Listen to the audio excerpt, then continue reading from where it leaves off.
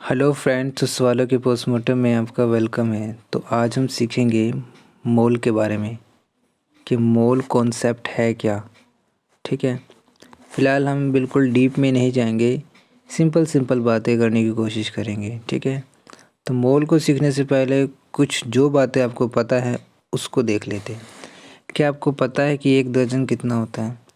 बिल्कुल, जैसे किसी ने एक दर्जन बोला तो आपके दिमाग में एक नंबर क्लिक करता है जो कि क्या है? 12। अच्छा, किसी ने बोला 3 दर्जन कितना होता है?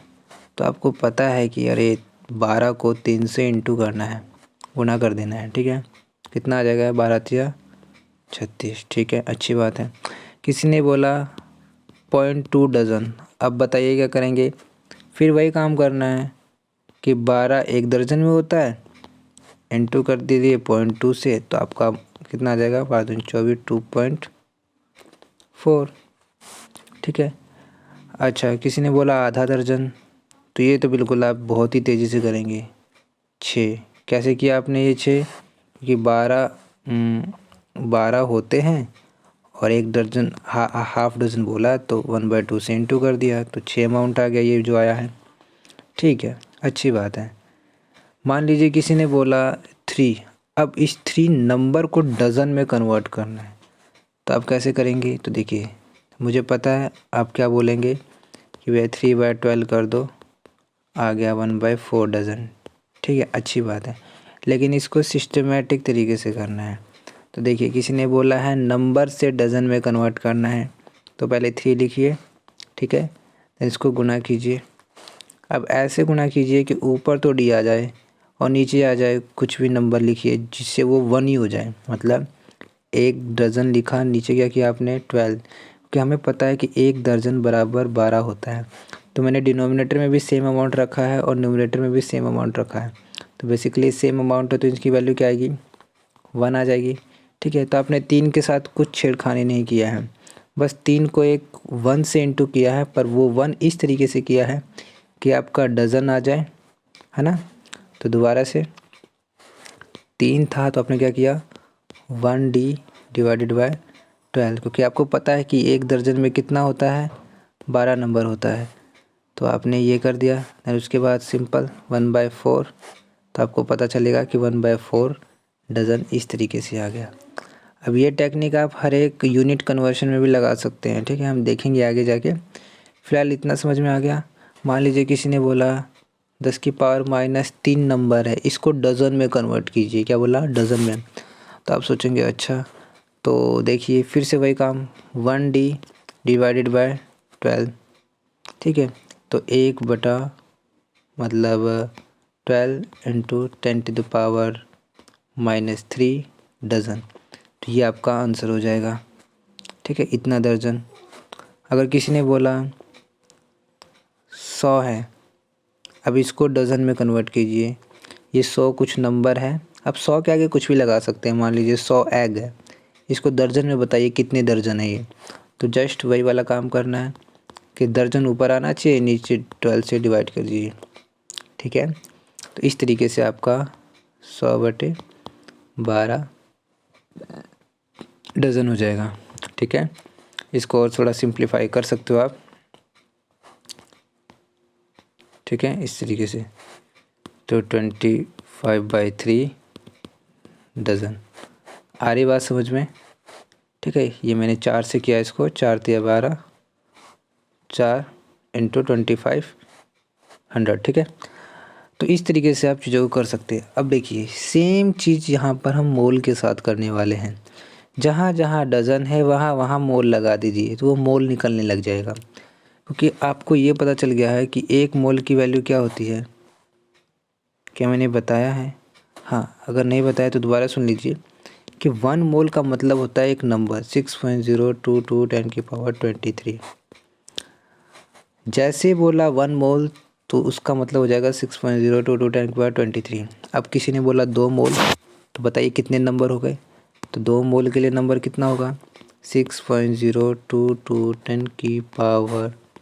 10⁻23 इंटू 2, है ना।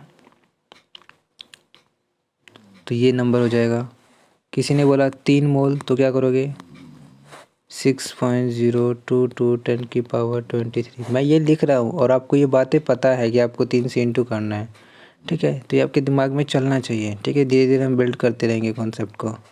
मान लीजिए किसी ने बोला 1/3 मोल, अब बताइए कितने नंबर हो जाएंगे। तो बस वही वाली बात, इंटू करना है 6.022 10 की पावर 23।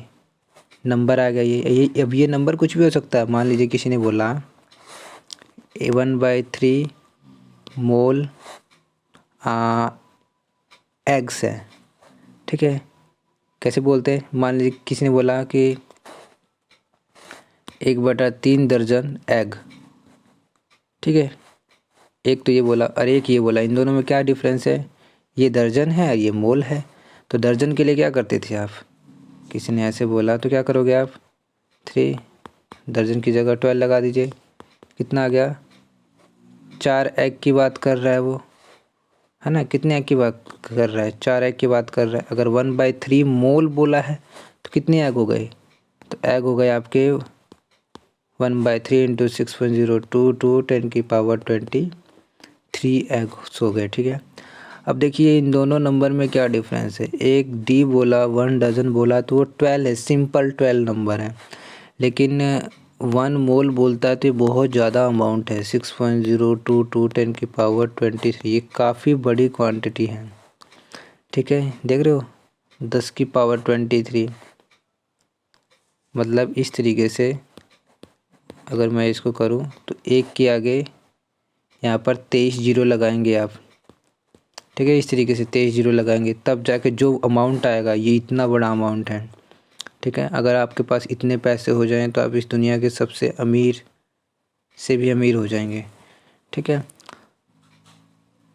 तो ये बहुत ज़्यादा अमाउंट है, जैसे फील करने के लिए मैंने ये 000 लगा दिया। अगर आप लगाएंगे तो आपको समझ में आएगा ये बहुत बड़ी क्वांटिटी है, ठीक है। तो बहुत बड़ी क्वांटिटी इसीलिए इंट्रोड्यूस की गई है केमिस्ट्री में, क्योंकि हमारे पास बहुत छोटे छोटे पार्टिकल्स होते हैं, इलेक्ट्रॉन, प्रोटॉन, न्यूट्रॉन। तो इनकी संख्या काफ़ी ज़्यादा होती है, तो इनको एक्सप्रेस करने के लिए हम लोग मोल वगैरह का यूज़ करते हैं, ठीक है। मोल जैसी चीज़ों का यूज़ करते हैं। जैसे 1 मोल बोल दिया तो हम समझ जाएंगे 6.022 10 की पावर 23। क्लियर है इतनी बात। तो थोड़ा बहुत समझ में आ रहा होगा कि चल क्या रहा है, ठीक है। ओके, दोबारा से करते हैं चीज़ों को कि अगर किसी ने बोला 10 की पावर 23 है, अब इसको मोल में कन्वर्ट करना है तो आप बिल्कुल वैसे करना है जैसे हम लोगों ने दर्जन के केस में किया था। किसी ने बोला 6 केले, तो इसको दर्जन में कैसे कन्वर्ट करते हैं, तो 6 इंटू 1 डजन बाय 12 करते हो, है ना।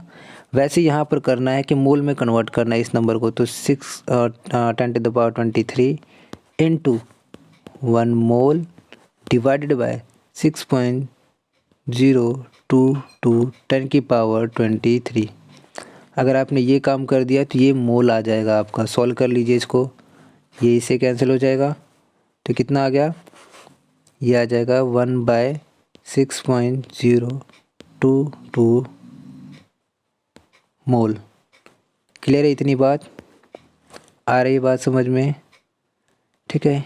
मान लीजिए किसी ने बोला 6.022 10 की पावर 20 है मेरे पास कुछ नंबर, इसको आपको मोल में कन्वर्ट करना है। तो आप क्या करेंगे, बस वही बातें करनी है कि भैया 1 मोल डिवाइडेड बाय 6.022 10 की पावर 23।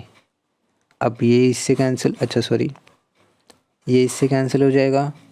अब ये 20 है तो यहाँ से हम कह सकते हैं कि यहाँ पे 3 बच जाएगा नीचे, तो 1/10 की पावर 3 मोल। क्लियर इतना, तो इतना मोल है आपके पास, ठीक है। तो मोल से नंबर में, नंबर से मोल में कन्वर्ट करना आ गया होगा। ये सिंपल IQ बेस्ड क्वेश्चन रहते हैं इनके, ठीक है। तो मैं एक फॉर्मूला भी ऐसे बोल सकते हैं कि कोई भी नंबर आपको गिवन होगा, मान लीजिए कोई भी नंबर है, ये n नंबर कोई भी गिवन है, अगर आपसे पूछा गया है मोल निकाल लिए, तो आपको सिंपल क्या करना है, 6.022 10 की पावर 23 से डिवाइड कर देना है। ये नंबर दिया गया होगा तब बोला मैंने, ठीक है। कोई भी नंबर दे दिया रैंडमली, कोई भी नंबर दे दिया, मान लीजिए ये दे दिया 2000 दे दिया, इसको मोल में कन्वर्ट कीजिए। तो 2000 लिखा, क्या करना है 1 मोल डिवाइडेड बाय 6.022 10 की पावर 23, ठीक है। अगर आप इस तरीके से सिस्टमेटिक करते हैं तो आपकी सारी चीज़ें धीरे धीरे सॉल्व होती जाएंगी, ठीक है। और कोई भी गलती होने के चांसेस कम ही रहेंगे, ठीक है। तो अगर इसको फर्दर सॉल्व कर सकते हो आप, ठीक है। यहाँ पे 3 जीरो हैं तो यहाँ पे इसको काट के 2 जीरो यहाँ पे 20 कर सकते हैं, है कि नहीं। तो इस तरीके से आप जो भी करना है कर सकते हैं। तो ये 2 3 6, 2 एकम 2, तो इस तरीके से आपका ये कितना हो जाएगा 1/3.011 10 to power 20 मोल, ठीक है। आप थोड़ा ध्यान दीजिए मैं कहाँ मोल लिख रहा हूँ, मैं न्यूमरेटर में मोल लिख रहा हूँ, ठीक है। कहीं आप सोचो डिनोमिनेटर में मोल लिख दिया। क्लियर है इतना? ओके, चलिए अब केमिस्ट्री में ऐसे क्वेश्चन कैसे पूछे जाएंगे। मान लीजिए किसी ने बोला कि आपके पास 10 की पावर 23 H2SO4 है आपके पास। क्या है आपके पास 10 की पावर 23 H2SO4 है, और आपसे पूछा जाता है कि आप बताइए कि आपके पास कितने मोल H2SO4 हैं, कितने मोल H2SO4 है। ध्यान से सुनना क्वेश्चन को, क्या बोला मैंने बोला है आपके पास 10 की पावर 23 नंबर का H2SO4 है, मतलब इतने सारे H2SO4 हैं, तो आपके पास कितने मोल H2SO4 हैं। तो बस वही 23 दे रखा है हमें नंबर, डिवाइड करना है किससे 6.022 10 की पावर 23 से। अगर आप ये कर देते हैं तो आपके मोल्स निकल जाते हैं। तो मैं कह सकता हूँ 1/6.022 मोल आपके पास H2SO4 हो गए, इतने मोल H2SO4 हो गए, है कि नहीं। सिंपल है। ओके, मान लीजिए आपसे पूछा जाए आपके पास 3.011 10 की पावर 23 आपके पास है क्या कार्बन डाइऑक्साइड है, मतलब इतने सारे आपके पास कार्बन डाइऑक्साइड है। तो आपसे पूछा जाए कि कितने मोल कार्बन डाइऑक्साइड है आपके पास, तो बस वही 6.011 10 की पावर 23 हमें दे रखा है, मोल में कन्वर्ट करना है। तो 1 मोल हमें पता है कितना होता है 6.022 10 की पावर 23। ये सिस्टमेटिक, चलिए जैसे मैं लिख रहा हूँ इस चीज़ को समझिए, इस बात को पकड़ने की कोशिश कीजिए कि मैं इस तरीके से लिख रहा हूँ कि ताकि मेरा मोल वाली जो बात है वो आ जाए, ठीक है। हम कह सकते हैं कि भैया सीधा 6.022 10 की पावर 23 से डिवाइड कर दो, ये खामखा बार बार मोल लिखने की क्या आवश्यकता है। लेकिन अगर आप ऐसे लिखते हैं तो आपको आगे जाके दिक्कत नहीं होगी, क्योंकि आगे जाके सिंपल IQ से तो होने वाले नहीं है क्वेश्चन सॉल्व। अगर ऐसा ही होता तो सभी कर लेते ना। तो आपको एक अप्रोच अपनानी है, ठीक है, धीरे धीरे। तो ये इससे कैंसिल हो जाएगा, 2 से जाएगा नहीं, और ये 23 से 23 गायब हो जाएगा। तो कितना बचा 1/2 मोल। हाँ, जहाँ पे अगर आपको आई को लगाना है वो लगा सकते हो आप, ठीक है। जहाँ पे यूज़ करना है वहाँ पे आप यूज़ कर सकते हो, क्योंकि इस क्वेश्चन में हम लोग देखते बता सकते हैं कि यार ये तो आधा मोल दे रखा है, ठीक है। क्योंकि मेरे को नंबर याद है 6.022 10 की पावर 23, और यहाँ पे दे रखा है 3.011 10 की पावर 23, ठीक है। तो मैं सिंपल कह सकता हूँ कि भैया यहाँ पर आधा मोल आपको CO2 दिया गया है, ठीक है। ओके, चलिए और थोड़ा लेवल बढ़ाते हैं क्वेश्चन का। मान लीजिए आपसे बोला गया है कि आपके पास 10 की पावर 23 CO2 मॉलिक्यूल है, ठीक है। आपसे पूछा गया है क्या, आप ये बताइए आपके पास कितने ऑक्सीजन एटम है। ध्यान से सुनिएगा, ऑक्सीजन एटम पूछा है, ठीक है। तो आप सोचेंगे अरे भाई एक मॉलिक्यूल अगर मैं